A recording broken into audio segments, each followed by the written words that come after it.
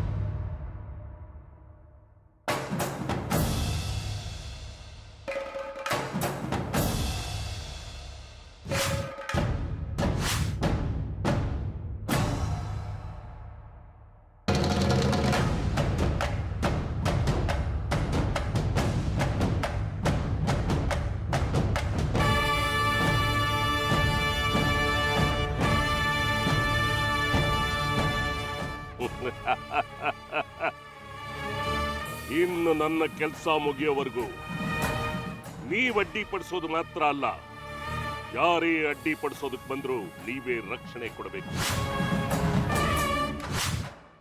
ಇಲ್ಲ ಅಂದ್ರೆ ಅಮ್ಮನವರು ನಿಮ್ಮ ಹೆಸರು ಹೇಳ ಹೆಸರಿಲ್ದಂತಾಗುತ್ತೆ. ನಿಮ್ಮ ಶಕ್ತಿ, ನಿಮ್ಮ ರಕ್ಷಣೆ, ಭಕ್ತರು ನಿಮ್ಮ ಮೇಲಿಟ್ಟಿರುವ ನಂಬಿಕೆ ಎಲ್ಲವೂ ಸುಳ್ಳಾಗುತ್ತೆ.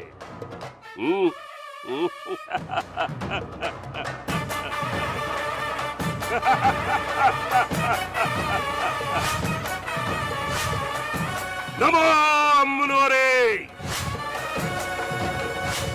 ನಮೋ ಮಹಾತಾಯೇ.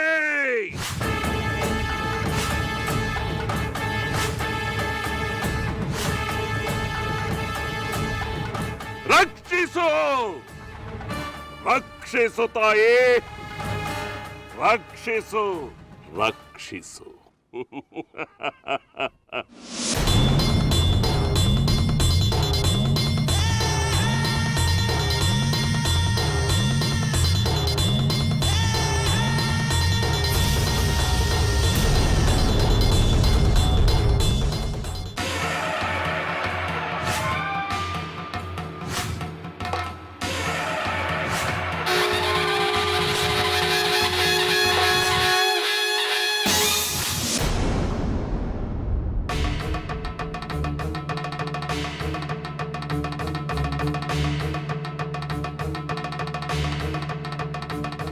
ಈ ದಾರಿ ಮೊದಲೇ ನನ್ಗೆ ಯಾಕೆ ಹೊಳಿಲಿಲ್ಲ? ಹೊಳೆದಿದ್ರೆ ಈ ಖಡ್ಕಿ ಮಾರಿಗುಡಿಯಿಂದ ಇಷ್ಟೊಂದು ಕಷ್ಟ ಅನುಭವಿಸೋ ಸಂದರ್ಭ ಬರ್ತಾ ಇರಲಿಲ್ಲ. ಇರ್ಲಿ, ಎಲ್ಲದಕ್ಕೂ ಕಾಲ ಕೂಡಿ ಬರ್ಬೇಕಲ್ಲ. ಶ್ರೀಚಕ್ರದ ಭಾಗ್ಯ ನನ್ನ ಹೆಸರಿಗೆ ಬರ್ದಿರ್ಬೇಕಾದ್ರೆ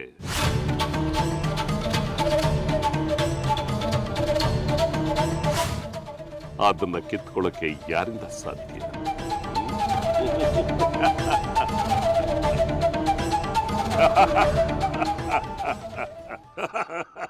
ವಿರೂಪಾಕ್ಷ ಶಾಸ್ತ್ರಿಗಳೇ,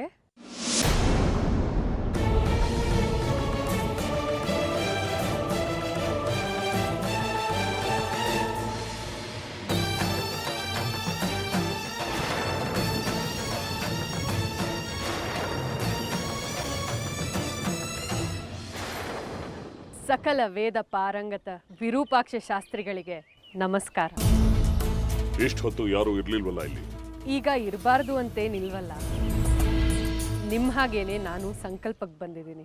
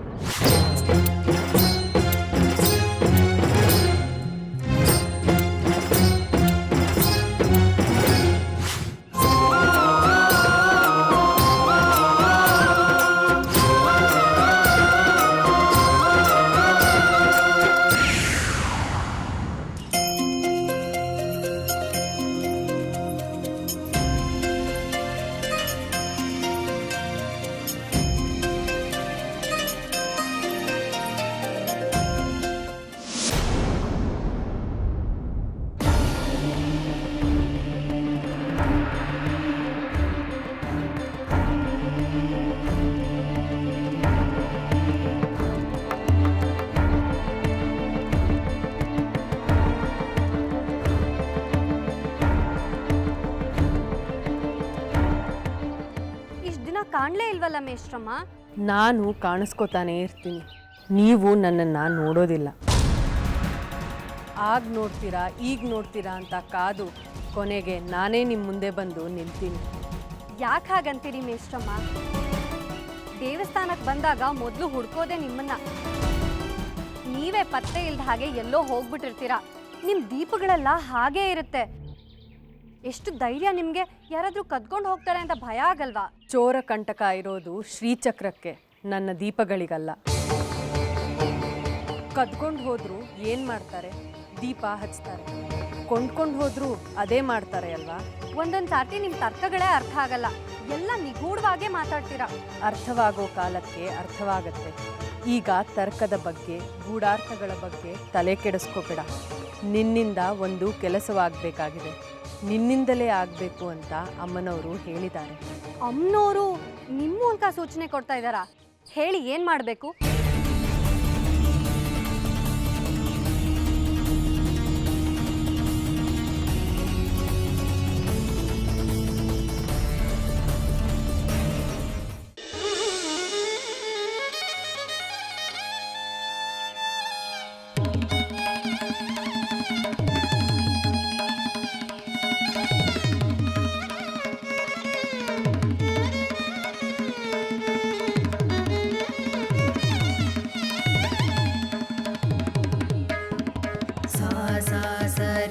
సరి సరి సరి మా ప ని పని పని పని మా పాని పని పా సా ని స మ మ రి రి స స రి రి స స ని స స ని ని ప ప ని ని ప ప మ మ రి మ ప ని స స రి మ ప ని స స రి మ ప ని స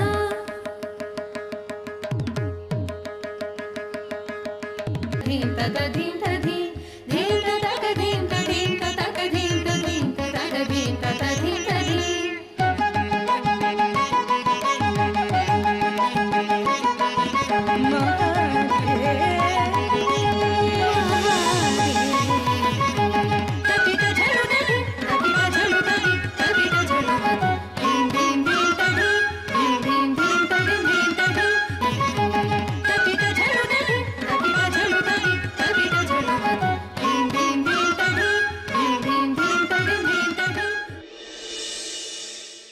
ನಮಸ್ಕಾರ. ನೀವಾ? ದುರ್ಗಾ ಸಪ್ತಾಹ ಮುಗಿಸ್ಕೊಂಡು ಹೋದವ್ರು ನೀವು. ಈಗ ಕಾಣಿಸ್ತಾ ಇದ್ದೀರಾ. ಹೇಗಿದ್ದೀರಾ? ಸೌಖ್ಯವೇ? ನಿಜ ಹೇಳಬೇಕು ಅಂದರೆ ಸೌಖ್ಯವಾಗಿಲ್ಲ.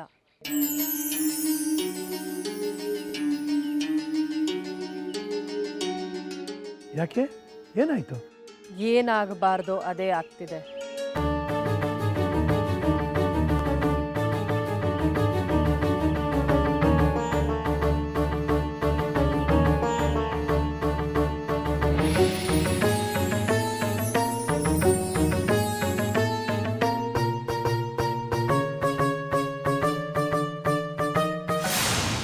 ಅನವಶ್ಯಕ ಮಾತು ಬೇಡ.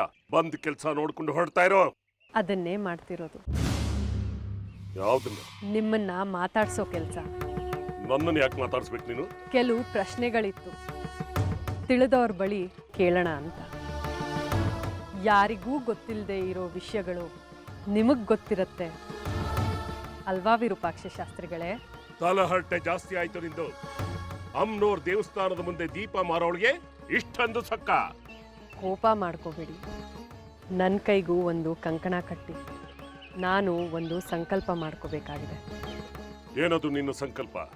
ಚಕ್ರಾಪುರಿಯ ಶ್ರೀ ತ್ರಿಪುರ ಸುಂದರಿ ಅಮ್ಮನವರ ದೇವಸ್ಥಾನದ ಉತ್ಸವದಲ್ಲಿ ಶ್ರೀಚಕ್ರ ಉದ್ಭವ ಕಾಲಕ್ಕೆ ಚೋರ ಕಂಟಕವಿದೆ. ಅದನ್ನ ತಪ್ಪಿಸಿ ಜಗತ್ತಿಗೆ ಒಳ್ಳೇದಾಗಲಿ ಅಂತ ನನಗೊಂದು ಕಂಕಣ ಕಟ್ತೀರಾ ವಿರೂಪಾಕ್ಷ ಶಾಸ್ತ್ರಿಗಳೇ?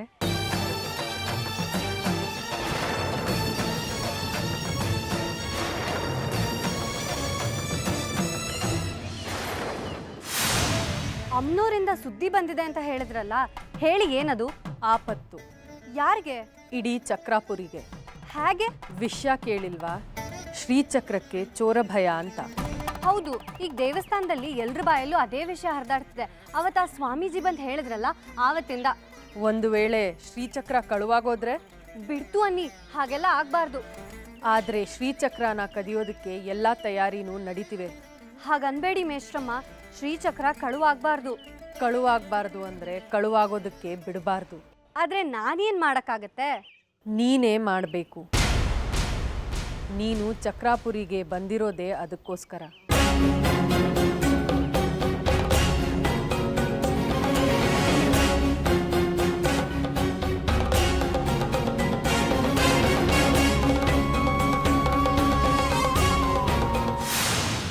ನೀನು ಹೇಳು ತಾಯಿ, ನೀನು ನುಡಿದ್ರೆ ಸಾಕ್ಷಾತ್ ಶಾರದಾಂಬೆನೇ ನುಡಿದ ಹಾಗೆ ಅನಿಸುತ್ತೆ.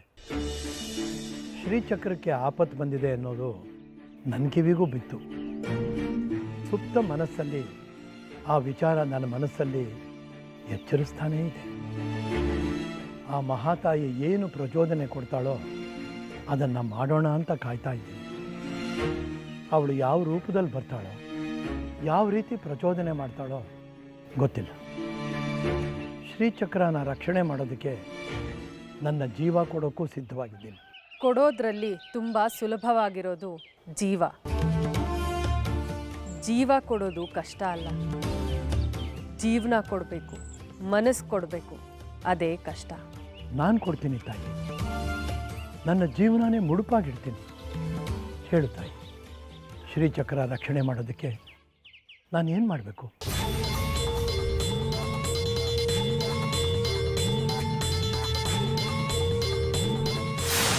ಶ್ರೀಚಕ್ರದ ರಕ್ಷಣೆಗೆ ದೇವಸ್ಥಾನದ ಆಡಳಿತ ಮಂಡಳಿ ಇದೆ, ಪೊಲೀಸ್ನವರಿದ್ದಾರೆ, ಸಿಬ್ಬಂದಿಗಳಿದ್ದಾರೆ. ಧರ್ಮಾಧಿಕಾರಿಯಾಗಿ ನಾನಿದ್ದೀನಿ. ನಿನಗ್ಯಾಕೆ ಶ್ರೀಚಕ್ರದ ಚಿಂತೆ? ನೀನ್ ಯಾಕೆ ಸಂಕಲ್ಪ ಮಾಡಿಕೊಂಡು ಕಂಕಣ ಕಟ್ಟಿಸ್ಕೋಬೇಕು? ನಾನು ಕಟ್ಟೋದಿಲ್ಲ. ನನಗೆ ಯಾರ ಬಗ್ಗೆನೂ ನಂಬಿಕೆ ಆಗಲಿ ಭರವಸೆ ಆಗಲಿ ಇಲ್ಲ. ಅಂದ್ರೆ ಏನರ್ಥ? ನಾವೇನ್ ಕಳ್ರ, ವಂಚಕ್ರ, ಕಳ್ಳತನದಲ್ಲಿ ಶಾಮೀಲಾಗಿಲ್ವಾ? ನಾನು ನಂಬಿಕೆ ಇಲ್ಲ ಅಂದೆ ಅಷ್ಟೆ. ನೀವೇ ಎಲ್ಲ ಹೇಳ್ತಿದ್ದೀರಿ.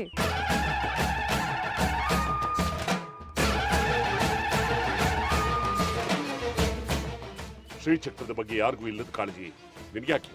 ನಾನು ಈ ಚಕ್ರಾಪುರಿಗೆ ಸೇರಿದವಳೆ. ಸತ್ಯ ಧರ್ಮದ ರಕ್ಷಣೆಯ ಹೊಣೆ ನನಗೂ ಇದೆ. ಅಲ್ಲದೆ ಎಲ್ಲ ಭಕ್ತರಿಗೂ ಶ್ರೀಚಕ್ರದ ಮೇಲೆ ಕಾಳಜಿ ಇದೆ. ಆದರೆ ಯಾರಿಗೂ ಅದನ್ನು ಉಳಿಸ್ಕೊಳ್ಳೋದಕ್ಕೆ ಏನು ಮಾಡಬೇಕು ಅಂತ ಗೊತ್ತಾಗ್ತಿಲ್ಲ. ಆದರೂ ನಾನು ನಿನಗೆ ನಿನ್ನ ಸಂಕಲ್ಪದ ಕಂಕಣ ಕಟ್ಟೋದಕ್ಕೆ ಸಾಧ್ಯ ಇಲ್ಲ.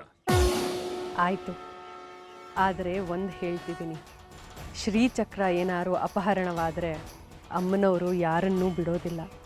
ಜೋಪಾನ ವಿರೂಪಾಕ್ಷ ಶಾಸ್ತ್ರಿಗಳೇ. ಏನು ಹೆದರ್ಸ್ತಾ ಇದೀಯಾ? ಯಾಕೆ ಹೆದರಿಕೆ ಆಗ್ತಿದ್ಯಾ?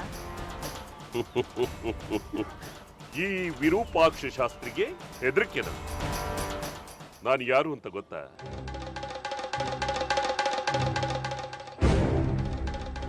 ಯಾಕೆ ಯಾಕೆ ಈ ವ್ಯಂಗ್ಯನಗೂ? ದ್ವಾಪರ ಯುಗದಲ್ಲಿ ಪೌಂಡ್ರಕ ಅಂತ ಒಬ್ಬ ರಾಜ ಇದ್ದ.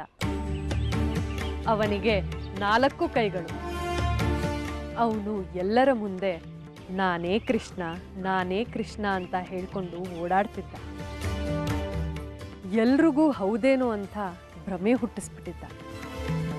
ಸದಾ ಶಂಖ ಚಕ್ರ ಹಿಡ್ಕೊಂಡು ಓಡಾಡೋದಕ್ಕೆ ಶುರು ಮಾಡಿದ್ದ. ಎಲ್ಲರೂ ನನಗೇ ಪೂಜೆ ಮಾಡಬೇಕು ಅಂತ ಹೇಳೋದಕ್ಕೂ ಶುರು ಮಾಡಿಬಿಟ್ಟ. ಅವನ ಹುಚ್ಚು ಆವೇಶ ಯಾವ ಮಟ್ಟಕ್ಕೆ ಹೋಯಿತು ಅಂದರೆ ಒಂದು ಸಲ ಅವನ ಪೂಜೆಗೆ ಅವನೇ ಎಲ್ಲ ವ್ಯವಸ್ಥೆಯನ್ನ ಮಾಡಿ ಎಲ್ಲರನ್ನೂ ಕರೆದು ಖುದ್ದಾಗಿ ಆ ಶ್ರೀಕೃಷ್ಣನಿಗೂ ಆಮಂತ್ರಣ ಕೊಟ್ಟ. ಆಗ ಶ್ರೀಕೃಷ್ಣನಿಗೂ ಪೌಂಡ್ರಕನಿಗೂ ಯುದ್ಧ ಏರ್ಪಾಡಾಯಿತು. ನೋಡೋ ಸೈನಿಕರಿಗೆ ಇಬ್ಬರೂ ಒಂದೇ ಥರ ಕಾಣಿಸ್ತಿದ್ರು. ಸೈನಿಕರಿಗೂ ಗೊಂದಲ, ಇಬ್ಬರಲ್ಲಿ ಅಸಲಿ ಕೃಷ್ಣ ಯಾರು ಅಂತ. ಸೈನಿಕರು ತಟಸ್ಥರಾಗ್ಬಿಟ್ರು. ಕೊನೆಗೆ ಶ್ರೀಕೃಷ್ಣ ಸುಳ್ಳು ಕೃಷ್ಣನನ್ನ ವಧೆ ಮಾಡ್ದ. ನಿಮಗ್ ತಿಳಿದೇ ಇರುವಂಥ ಕತೆ ಅಲ್ಲ ಇದು. ಈಗ ಯಾಕೆ ಈ ಕತೆ? ನಿಮ್ಮನ್ನ ನೋಡಿದ್ರೆ ಆ ಪೌಂಡ್ರಕಾನೇ ನೆನಪಾಗ್ತಾನೆ.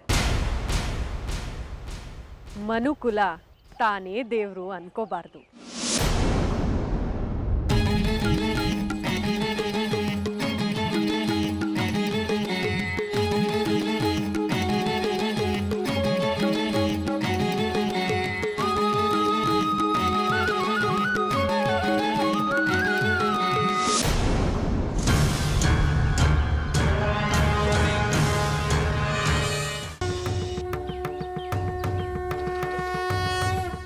ಗಮನ ಇಟ್ಟು ಕೇಳಿಸ್ಕೊಳ್ಳಿ. ನಿತ್ಯವಾಹಿನಿ ನದಿಲಿ ಒಂದಷ್ಟು ಕಳ್ಳ ವ್ಯಾಪಾರಿಗಳಿದ್ದಾರೆ. ಅರಣ್ಯ ಇಲಾಖೆಯವರಿಂದ ತಪ್ಪಿಸ್ಕೊಳ್ಳೋದಕ್ಕೆ ಒಂದಷ್ಟು ಸಾಮಗ್ರಿಗಳನ್ನು ಸಾಗಾಣೆ ಮಾಡ್ತಿದ್ದಾರೆ. ನೀವು ಕಾಡನ್ನು ದಾಟಿ ಹೋದರೆ ನಿಮಗೆ ನಿತ್ಯವಾಹಿನಿ ನದಿ ಸಿಗತ್ತೆ. ನೀವು ದಡದಲ್ಲೇ ಕಾದು ಆ ಕಳ್ಳ ವ್ಯಾಪಾರಿಗಳು ಬಂದ ಕೂಡಲೇ ಅವರನ್ನು ತಡೆದು ನಿಲ್ಲಿಸಬೇಕು. ಅವರು ಏನು ಬೇಕು ಅಂತ ಕೇಳ್ತಾರೆ. ನಿಮ್ಮ ಹತ್ರ ಇರೋ ದೊಡ್ಡ ಮಣ್ಣಿನ ಹೆಂಟೆಯನ್ನು ಕೊಡಿ ಅಂತ ಕೇಳಿ.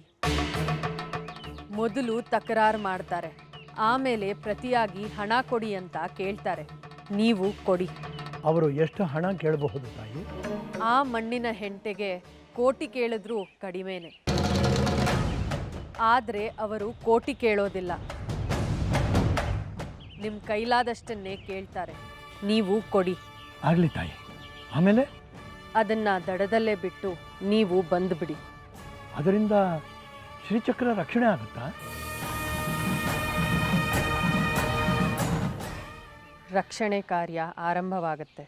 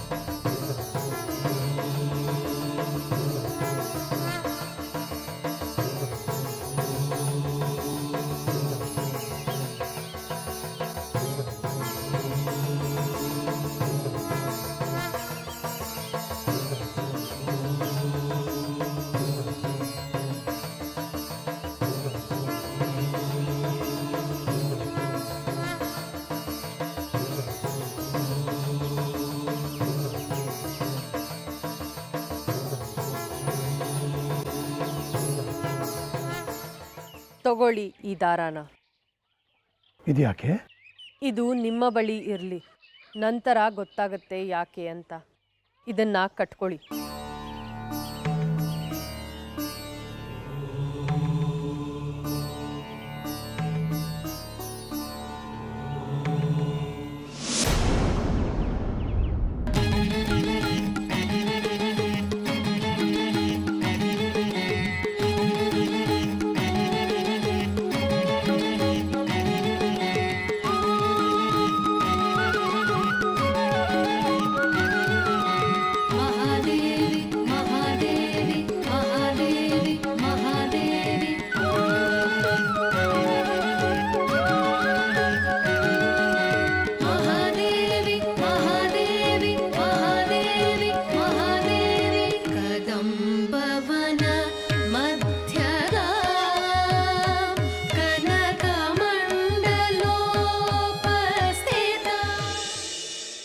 ಈಗ ನಾನು ಹೇಳೋ ಹಾಗೆ ಮಾಡು. ಕಾಡಿನೊಳಗೆ ನಿತ್ಯವಾಹಿನಿ ನದಿ ಹರಿತಿದೆ, ಅಲ್ಲಿಗೆ ಹೋಗು. ದಡದಲ್ಲಿ ನಿನಗೊಂದು ದೊಡ್ಡ ಮಣ್ಣಿನ ಹೆಂಟೆ ಸಿಗತ್ತೆ, ಅದನ್ನ ಒಡಿ. ಒಳಗೆ ಏನು ಸಿಗತ್ತೋ ಅದನ್ನ ಯಾರಿಗೂ ಕಾಣದೇ ಇರೋ ಹಾಗೆ ಎತ್ಕೊಂಡು ಬಾ. ಏನಿರುತ್ತೆ ಅದ್ರೊಳಗಡೆ? ಅದನ್ನ ಅಲ್ಲಿ ನೀನೇ ನೋಡ್ತೀಯಲ್ಲ, ನಿನಗೆ ತಿಳಿಯತ್ತೆ. ಹೋಗು. ಯಾವತ್ತು ಹೋಗ್ಬೇಕು? ನಾಳೆ ಸೂರ್ಯ ನೆತ್ತಿ ಮೇಲೆ ಬರೋ ವೇಳೆಗೆ. ನನಗೊಬ್ಳಿಗೆ ಹೋಗಕ್ಕೆ ಭಯ ಆಗುತ್ತೆ. ಸಹಾಯಕ್ಕೆ ನಿನಗೆ ನಂಬಿಕೆ ಇರೋರನ್ನ ಸೇರಿಸ್ಕೊ. ನೀವು ಹೋಗೋದು ಯಾರಿಗೂ ತಿಳಿಬಾರ್ದು, ನೀವು ಬರೋದು ಯಾರು ನೋಡಬಾರ್ದು. ಆಗ್ಲಿ ಮೇಷ್ಟ್ರಮ್ಮ. ಹೋಗ್ಬಾ, ಎಲ್ಲ ಒಳ್ಳೇದೇ ಆಗತ್ತೆ.